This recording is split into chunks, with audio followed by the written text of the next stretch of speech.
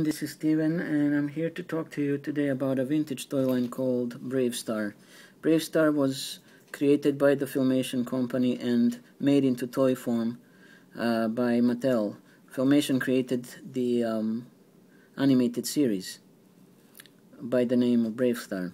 Bravestarr is practically taking place in an imaginary world of Wild West, but in a galactic form out there in space. And on one particular planet, Bravestarr's tribe used to live a long time until they made an enemy out of this sort of a spirit of a giant skeletal mechanical bull called Stampede. Stampede could talk, and he was quite powerful, and he used his army of skeletal bulls to simply stampede into the ground and destroy Bravestarr's entire village. He was just a boy when that happened, and only him and the shaman of the village survived the destruction. And shaman decided to put Bravestarr to sleep and to take him to the nearest safest planet, where Bravestarr practically became a cadet for the marshals and the enforcers of peace in the galaxy. So the figure that you see before you is Bravestarr himself. This is exactly how he looked like in the cartoon. And he came with several accessories. First thing to note that the figure is quite tall for the time period, much taller than, let's say, because it's 1980s. It's much taller than Turtles, She-Ra, He-Man, G.I. Joes, and numerous others from the same era. So he came with several accessories. First of all, he came with his hat that is removable, his cowboy hat. He also came with a removable harness. He came with a laser rifle and a laser gun. He had one action feature that when you press the button on his back, and pretty much the kind of feature you would expect even in the Masters of the Universe. So when you press the button, he makes a quick draw with his laser gun. He also had something that was quite different for that time, that he had some extra articulation which, for example, He-Man, She-Ra, and Turtle figures did not have. Yes, he could move his legs a bit to the back and a bit to the front, but he could also bend them in the knee, which many figures could not do at that time, except for maybe Captain Power. Now, aside from that, he could also do a small split, which was also an interesting introduction. And he could move arms up and down, but he could also bend his arm in the elbow. And he could turn his lower arm, practically this part of his hand and wrist, he could turn them 360 degrees, which was again something new. The Turtles could do the same, of course, but mostly at the wrist, not so much the knees, for example. But they could also do. They couldn't bend. The Turtles couldn't bend in the elbow, but they could turn the elbow a bit to left and right. Anyway, going back to Bravestarr here, he came with a horse who was sold separately. A horse called Ferdy, who is his faithful companion, pretty much like Battle Cat would be for He-Man. So 3030 is a half-cybernetic horse who can talk, and he's able to transform from a four-legged horse into a two-legged horse by just propping himself up on his back legs and standing straight. His horse would also carry around this huge laser rifle that he uses in the fight. And if I'm not mistaken, that he named that rifle Bessie or Betsy, something along those lines, because he liked that rifle a lot. So anyway, the two of them were enemies at first, the Bravestarr and 3030, but they became friends soon after.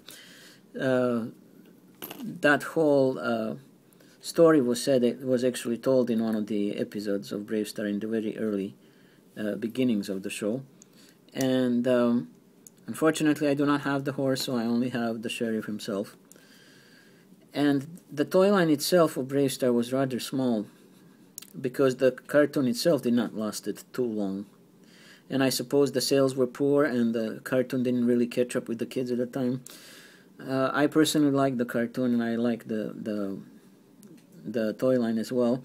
The cartoon series is still available if you guys want to look at it. Some episodes, I believe, exist on YouTube, and it's also available on DVD based on at least 1 or 2 volumes, or there is even a disc that has the complete series.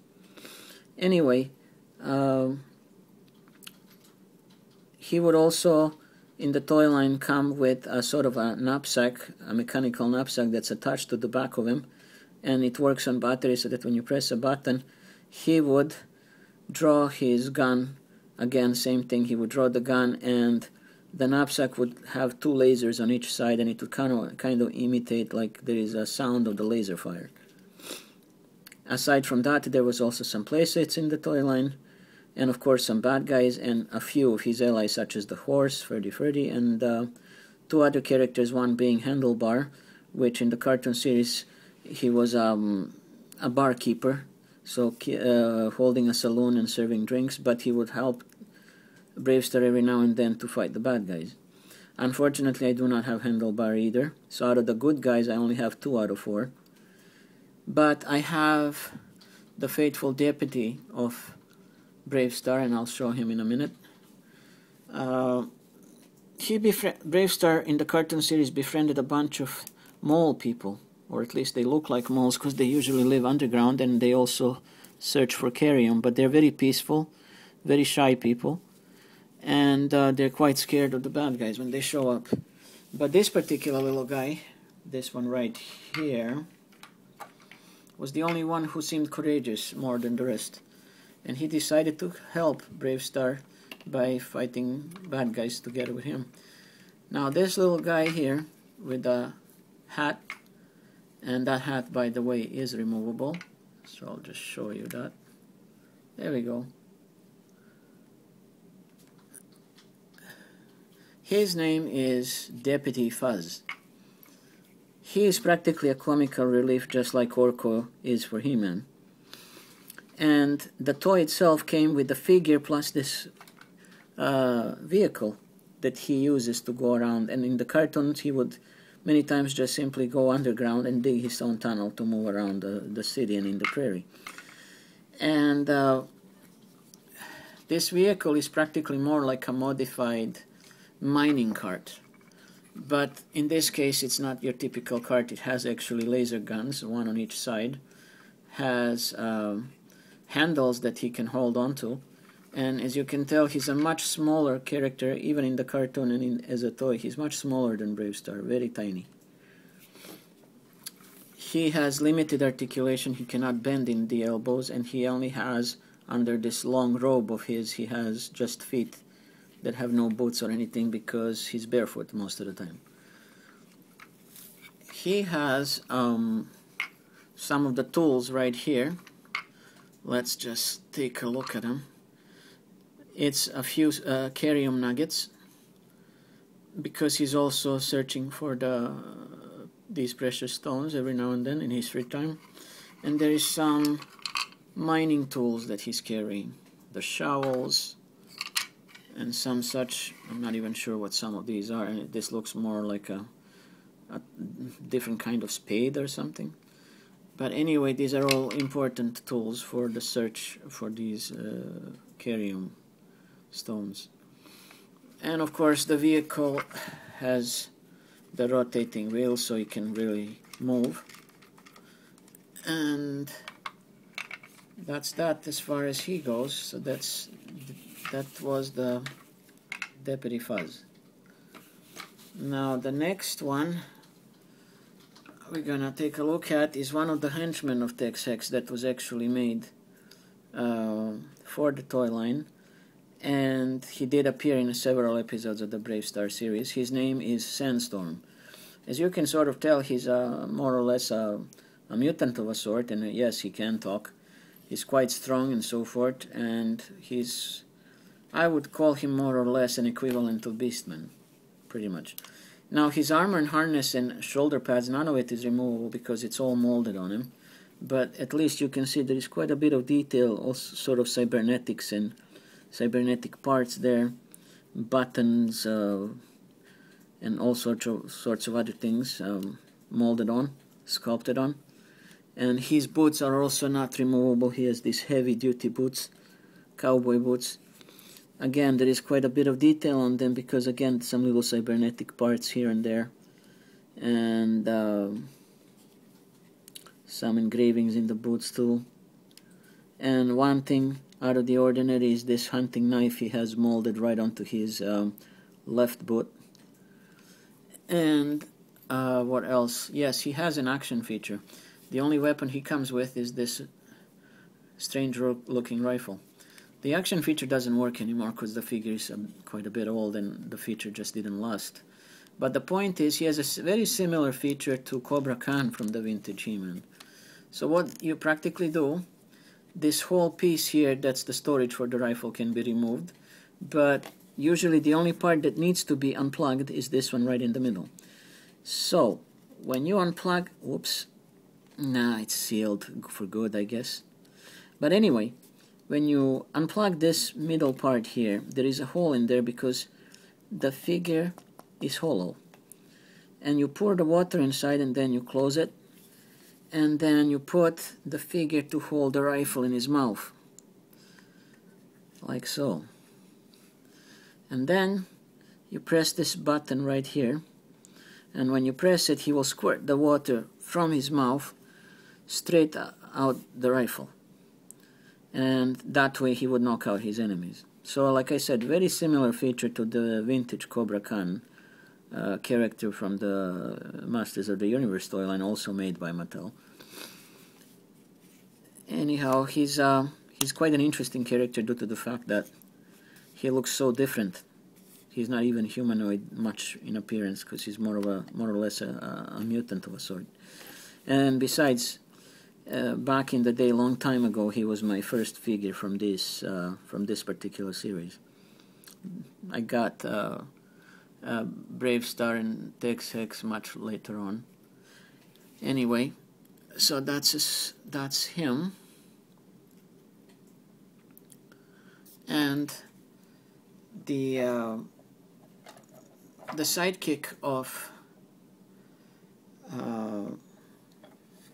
tex-hex, the main bad guy, would be Deputy Fuzz. He's also like a rogue version of the mole people, but he's bad all the way. He also came packaged with his own vehicle, and he's practically more or less the same mold as Deputy Fuzz. He also has a removable head. Removable hat, not the head, the hat. And aside from that, he would usually smoke a cigar in the cartoon and always do some mischief of a sort. So in a way, he would be an equivalent of, let's say, one of the small sidekicks of Hordak in the She-Ra cartoon. His vehicle is quite interesting due to the fact that it has wings on the side here. Well, not really wings, it's more like sort of like mechanical wings, and he has a sticker representing all sorts of machinery and poison and stuff he got in here. And whenever he's stealing some nuggets of Carium, he's usually carrying them in this front part right here. Or that front part can be just simply lifted to practically plug into this area right here and become the part of the vehicle. Now at the back here, he has some weapon storage where he keeps his rifle, which looks roughly like this, similar to Bravestarr's, and he keeps a laser gun when not in use.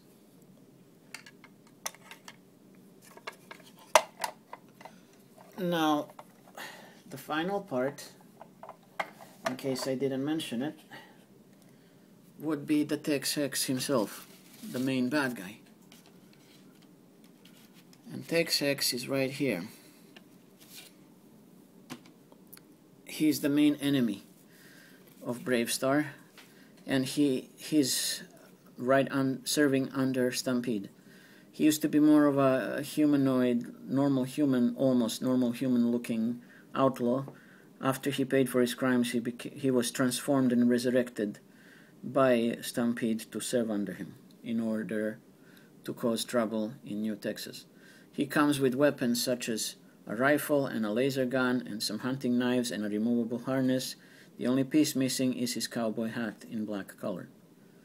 Now, the way he looks, he reminds me a great deal of Skeletor from He-Man, except he doesn't wear a hood, he has hair and a hat.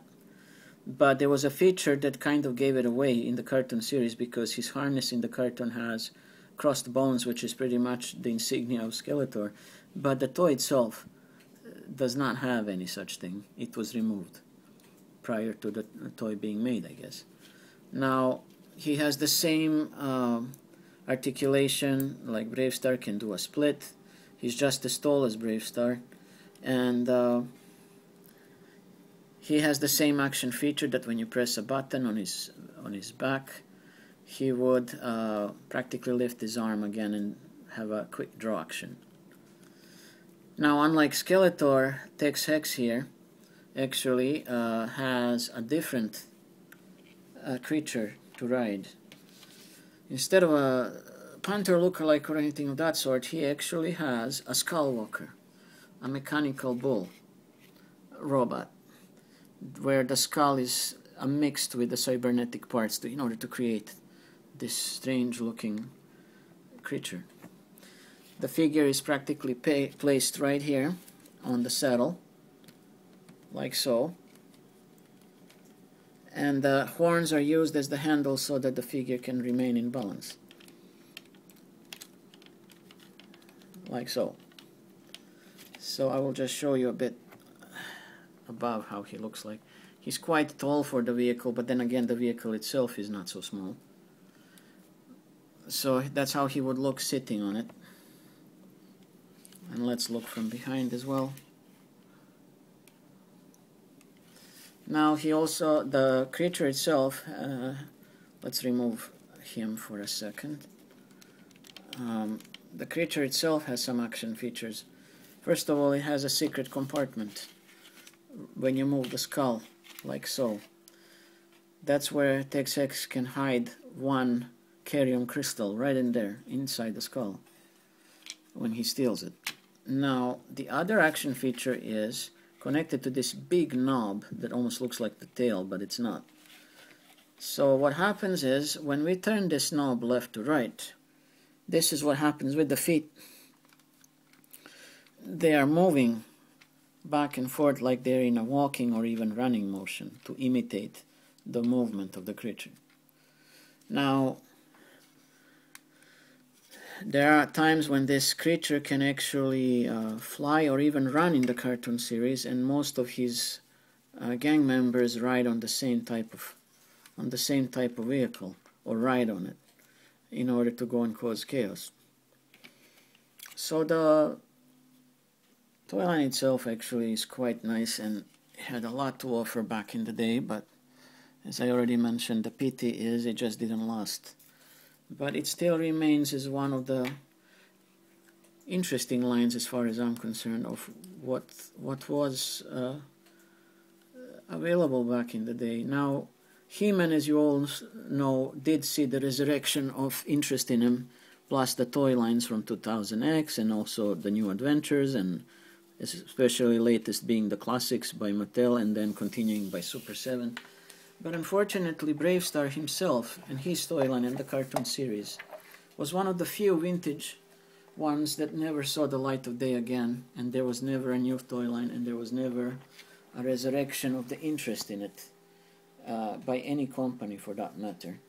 It would be nice to see him one day that he does get a complete reissue or complete reimagination of his story, and I really wouldn't mind seeing it in the stores, or seeing it once again, having at least one more chance with today's generations, because maybe it would have worked, who knows.